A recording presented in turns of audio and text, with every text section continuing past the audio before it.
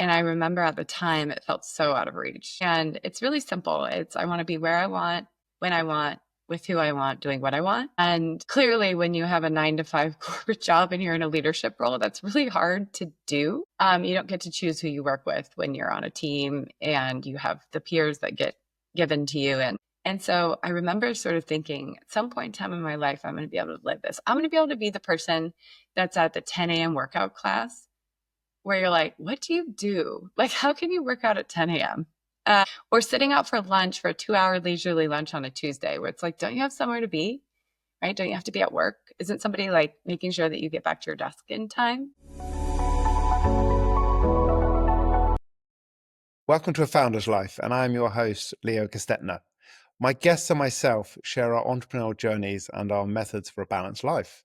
I'm joined here today by Sarah Walton. Sarah, thank you for joining us today. Would you like to introduce yourself? Yeah, of course. Thank you so much for having me. Yeah, my name is Sarah Walton, and I am the founder of a company called Betterment. And I had a 15-year corporate career. And toward the end of sort of the COVID pandemic, I got really burnt out and figured there was a better way. And I left without a plan. And I kind of started Betterment without realizing I was starting a company. And then about 3 years, and I finally realized that I was no longer sort of leading this mission, but actually had founded a company. And considering I had 7 years of strategy experience in corporate America, it was really surprising to me that I accidentally built a company with no strategy, no plan. And that's what I do. I live in Portland, Oregon. I have 2 kids, almost 9 and almost 11. And I am somebody who likes to get outdoors. My new favorite hobby is wing foiling. I'm not very good, but it's a whole lot of fun. Wow, tell us about that hobby. Yeah, so it's basically like easier windsurfing. So instead of the wing being connected to the board, it's independent. So it's almost like a little kite you hold, and then you're on a board that has a foil, so you can come out of the water. And I was like, this is crazy. I don't think I could do this. And I sat at the gorge, which is like a world-class destination about an hour and a half from where I live. And I saw all these people getting out of the water.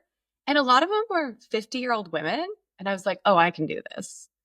So it was really motivating. And then I got in the water and I was like, no, I cannot do this. They were making it look so easy. And so I was a little overconfident, but I'm learning. It's a lot of fun. Sounds fun. I've got a few friends who are into e-foiling. I've never Yeah. tried that myself, but yeah. Yeah. It's essentially that, only instead of electronic foil, you have the wind powering you. So it's a lot of fun. You should definitely try it. Cool. And so you talk about your kids. You said you got a 9 and 11-year-old. So what does family mean to you? Everything. I was really raised by a single mother, and my upbringing was very much about her always being around. And now I talk to her and she's like, oh, I was often not around because I was a single mother with 3 kids. And one of the reasons why I left my role at Nike is I realized I was paying people to live the parts of my life that I actually wanted. And so it was like, oh, we had somebody pick up the kids and we ordered meals. And, my husband and I would like tag team various duties instead of like both being there. And I remember this moment after I left Nike and I was at a karate practice.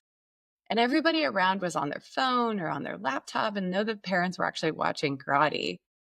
And I was like, I am actually like here in this moment being present. And I don't think I did this very much. And so for me, family is the big, when I have those moments with my kids or my husband, like being there, like not on the phone, not thinking about what I have to do, not managing the to-do list in my brain, but like actually like watching the soccer practice or listening to them talk instead of being like, yeah, I gotta, mom's gotta do something. Um, and so I think like it's savoring those moments and being really, really present and really listening, right? Kids say a lot that we don't understand if we don't really pay attention. And so being in those moments, and we're an adventure family, so we have a camper van, so lots of adventuring is kind of how we spend our concentrated 40 square foot time together. It's like the kids are forced to hang out with us when we're in the camper van because there's nowhere else to go. I think, no one really goes towards the end of their life and regrets they spent too much time with their kids. Yeah, and it's quality versus quantity, you know?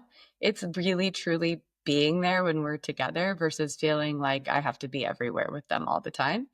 That's kind of been a big transition for me. Makes sense. And what does health mean to you? So whether that be mental health, physical health, nutrition, sleep, what does that mean? Yeah, I mean, all of the above. I'm kind of one of those people that I don't really require a lot of sleep. I don't drink caffeine.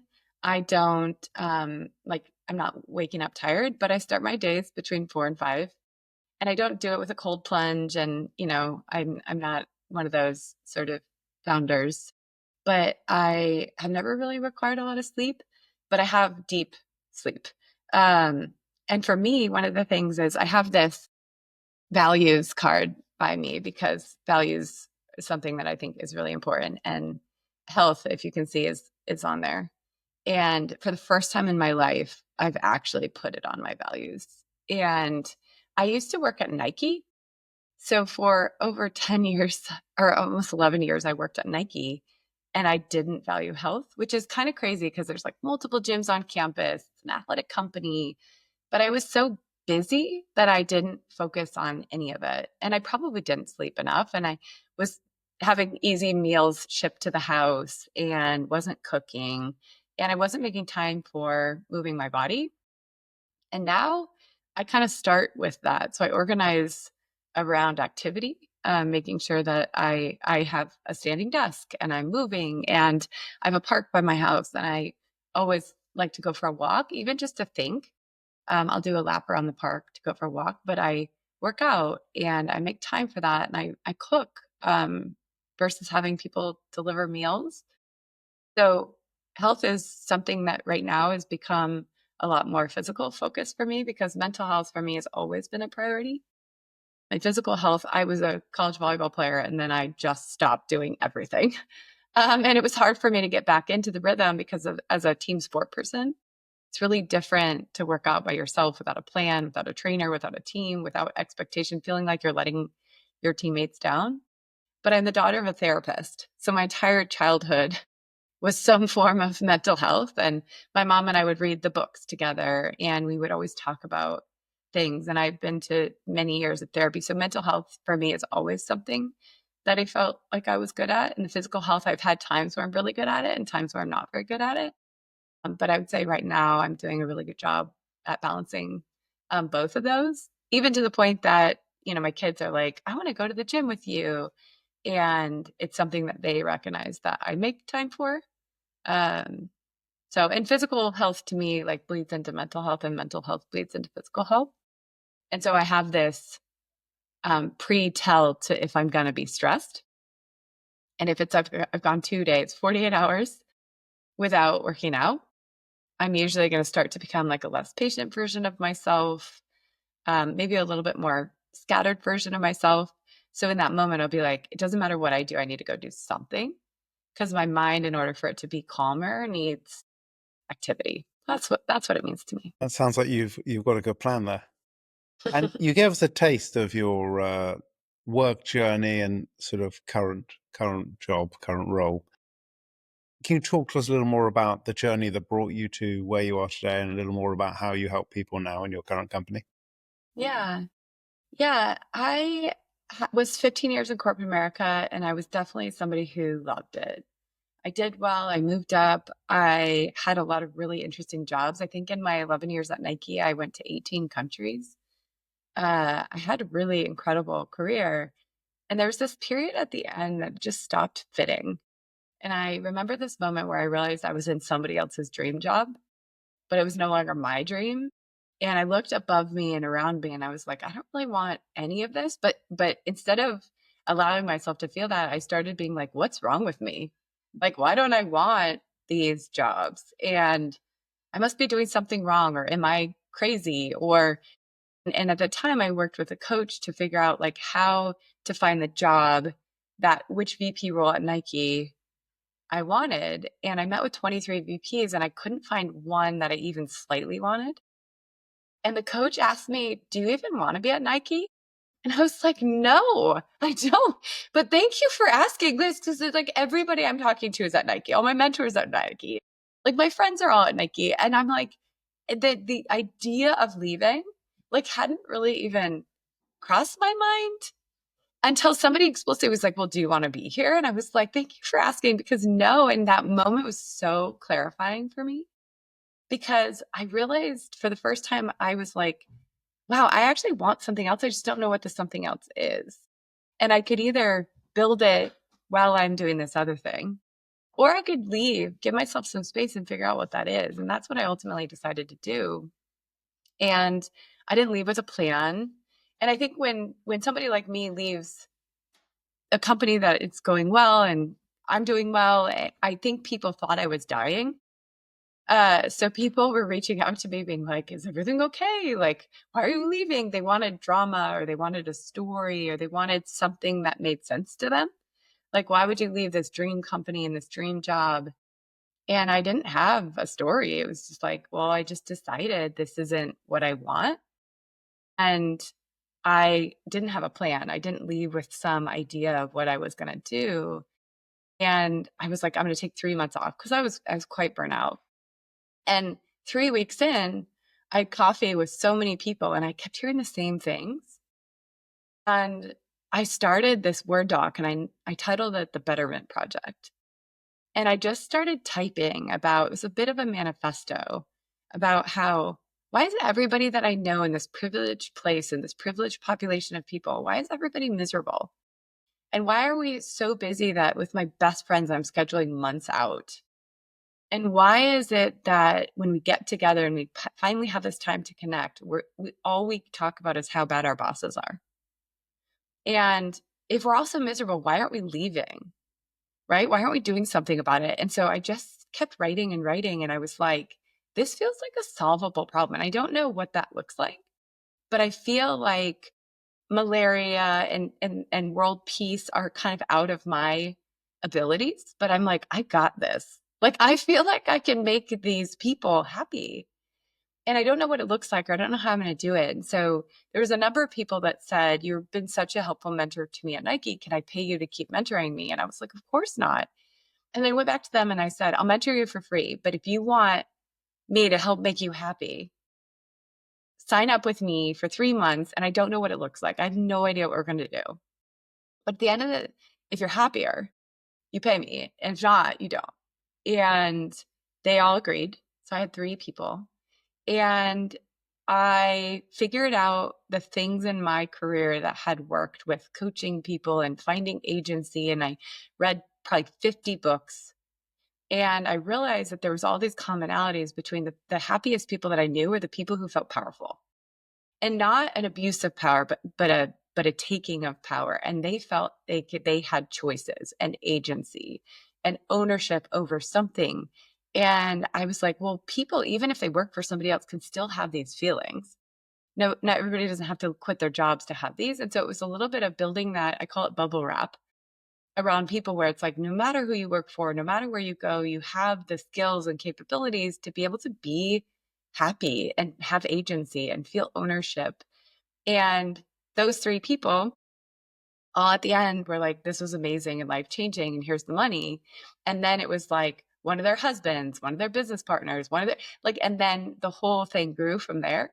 And like I said at the beginning, I didn't know I was building a company, because it was still the Betterment Project.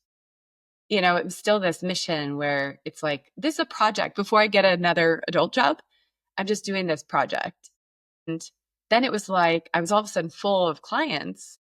And then I was like, well, I really need somebody else to come in and help me, and brought on a business partner who is, the brain that I don't have.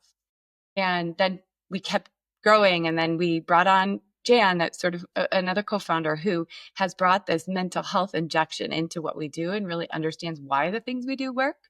And then we added, so we just have kind of added. And then all of a sudden it was like, wow, we actually like have all these people, and we have a tool, and we have systems, and we have over 100 toolkit. And then at that point in time, it was like, oh, I guess we have a company.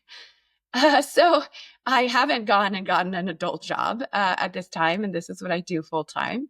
And it has been amazing. And we brought on a new woman, Tracy, and she and I were talking yesterday, and she said, it is really amazing to see the impact that we can have on people's lives and how gratifying that is relative to the work that we did prior. And I was like, it's when I hear other people realize that I'm like, yeah, that's why I'm so fulfilled every day, because it really does matter.